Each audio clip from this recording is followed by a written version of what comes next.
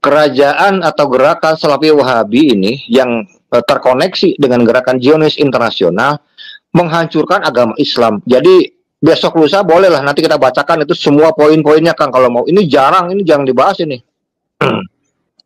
Jadi bagaimana caranya mereka bisa melemahkan sekarang negara Islam, ulama-ulama Islam sekarang terpecah belah, sehingga ideologi mereka, kekuatan dan kekuasaan mereka bisa masuk ke semua negara-negara Islam.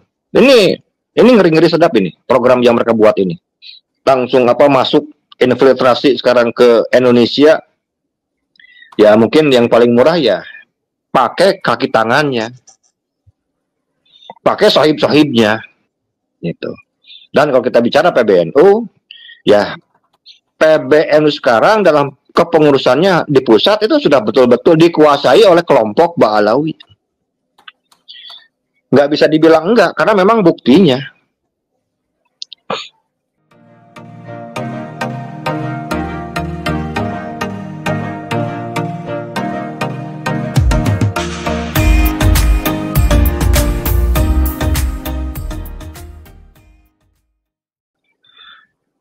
Kalau masalah gerakan Zionis internasional,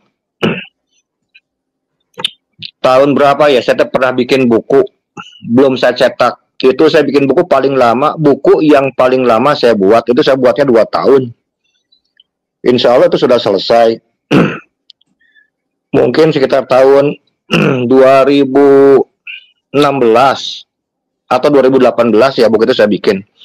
Itu tebalnya 500 halaman bolak-balik itu, 1000 halaman itu.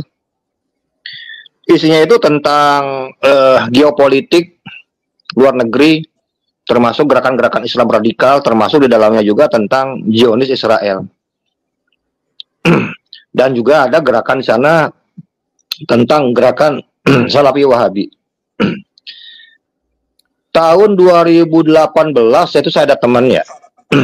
Dia 2 tahun mengadakan penelitian itu di Turki, di Museum Istanbul.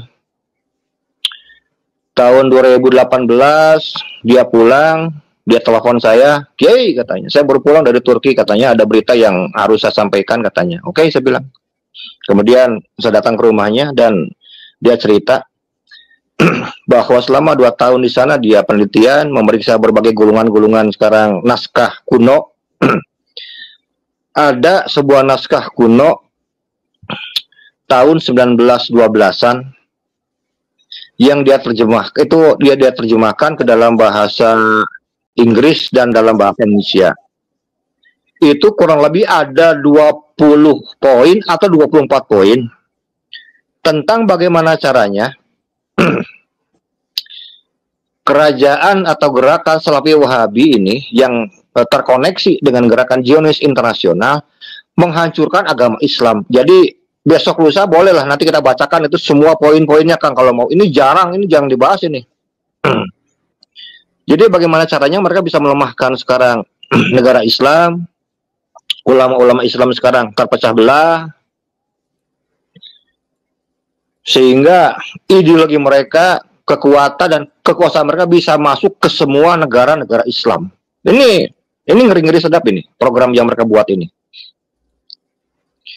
Kurang lebih antara 20 sampai 24 poin. Boleh nanti kita bahas satu poin, nomor 1, nomor 2, nomor 3. Nanti kita akan tahu sebetulnya, akan ketahuan nyambung. Kalau kita mengetahui sekarang gerakan-gerakan yang dibuat untuk menghancurkan sekarang negara Islam, menghancurkan sekarang penduduk di sebuah negara yang marus Islam, kita akan paham ini sebetulnya berasal dari mana. Ini siapa sih yang mendanai sebetulnya. Jadi kalau saya yakin bahwa kalau mungkin untuk versi Dr. Sugeng biayanya mungkin terlalu besar, kalau untuk secara langsung sekarang masuk infiltrasi sekarang ke Indonesia, ya mungkin yang paling murah ya pakai kaki tangannya, pakai sahib-sahibnya gitu. Dan kalau kita bicara PBNU, ya PBNU sekarang dalam kepengurusannya di pusat itu sudah betul-betul dikuasai oleh kelompok Ba'alawi. Nggak bisa dibilang enggak, karena memang buktinya. buktinya mendukung ke arah sana. Oleh karena itu ya wajar kita perlu ada gerakan penyelamatan PBNU.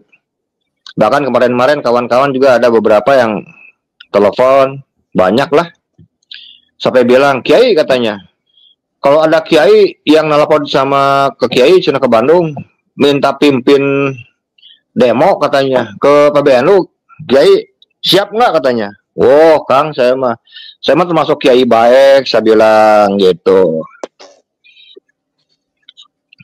Tapi kalau sekarang yang pimpin kiainya adalah kiai-kiai yang memang saya lihat sebagai seorang kiai yang valid, yang amanah, dan memang tujuannya bersih hanya untuk menyelamatkan sekarang PBNU, saya siap, saya bilang.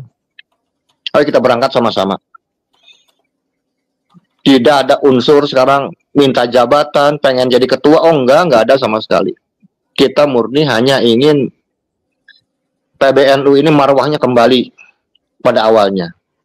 Dihormati, dihargai, dimuliakan, dan tidak dilecehkan, apalagi sampai bisa ada infiltrasi dari kekuatan dan kekuatan asing yang mampu merubah berbagai kebijakan dan tradisi yang sudah biasa tertanam dengan kuat di tubuh Nahdlatul Ulama itu sendiri kan.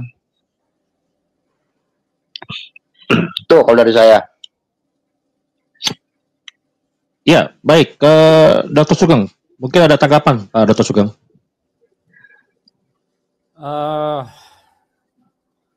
Strategi Israel itu, strategi Zionisme itu ya sebetulnya.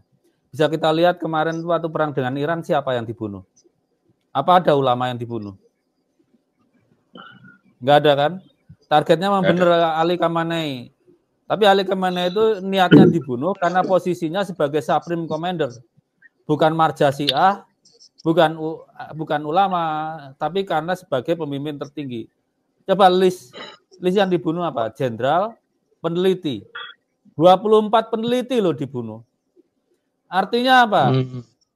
Israel itu sepanjang orang Islam ribut dengan halal, haram, hadis, sahih, Hasan, Maudu, dia nggak peduli, bodoh amat.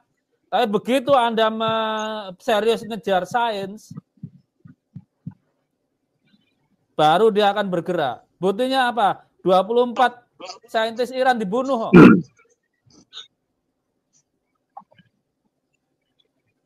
Yang very valuable dari orang-orang Persia ini adalah saintisnya. Bagaimana dengan di embargo seperti itu? Dia masih tetap bikin reaktor nuklir. Masih bisa bikin rudal hipersonik yang bisa menari-nari. Mending kalau terbang lurus, bisa diintercept. Dia menari-nari yang nggak bisa dicegat. Karena rudalnya nggak bisa dicegat, Israel pilih bunuh orangnya.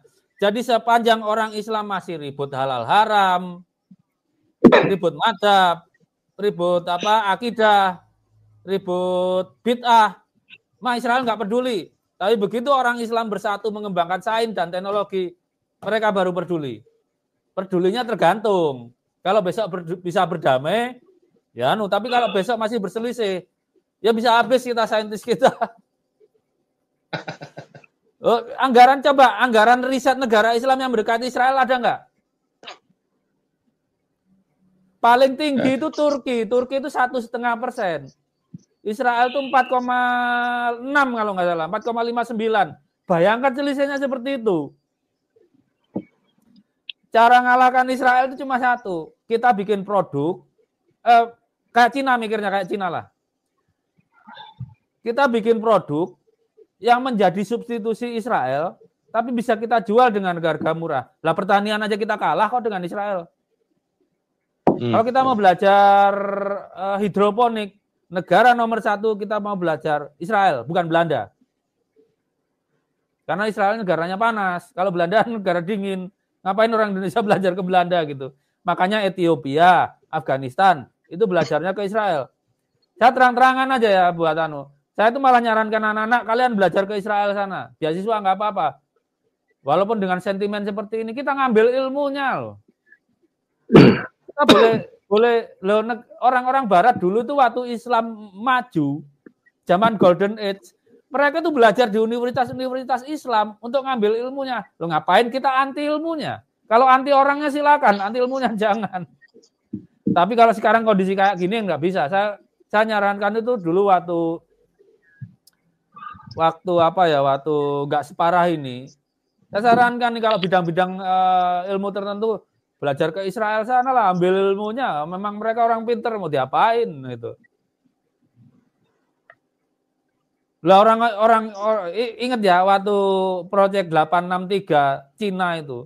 Salah satu metode dia lakukan untuk mengembangkan teknologi kalau perlu mencuri ilmu. J35 itu berapa dari teknologi F35 yang dia curi. Bangsa yang mengejar ketertinggalan teknologi itu harus sampai seperti itu. Mau dari musuh, kalau kita bisa ambil teknologinya, ambil. Jangan pakai halal-haram kalau kayak gitu. Itu situasinya perang, curi teknologinya kalau perlu. Wong Israel aja berani membunuh saintis-saintis Iran. Kita kan nggak main bunuh. Gimana caranya mencuri teknologi mereka itu. Jadi kalau kita nggak bisa ngalahin teknologi Israel, ya teriak-teriak aja dukung Palestina. Kita dukung Palestina itu kan kayak gini loh. Dukung Palestina itu, Palestina berantem, babak belur, kita kasih obat, babak belurnya berkurang, berantem lagi. Nggak pernah toh kita ngirim bedil 1 peluru pun. Nggak pernah. Orang Palestina itu berantem sama Israel, babak belur, kita obati pakai antiseptik, begitu sembuh, suruh berantem lagi, babak belur lagi, kita obati. Nggak selesai babak belur kok, dapatnya menang nggak pernah. Babak belur doang. Kenapa? Kita nggak bisa menekan Israel. Ekonomi kita kecil, nggak ada ngaruhnya. Bener kita kan udah di atas $1 triliun, tapi tetap nggak ngaruh. Orang secara exchange value-an masih di atas G10, masih G13-an. Kita tinggi itu di P3-nya. Artinya apa? Dengan ekonomi yang kecil, pengaruh politik luar negeri kita juga kecil.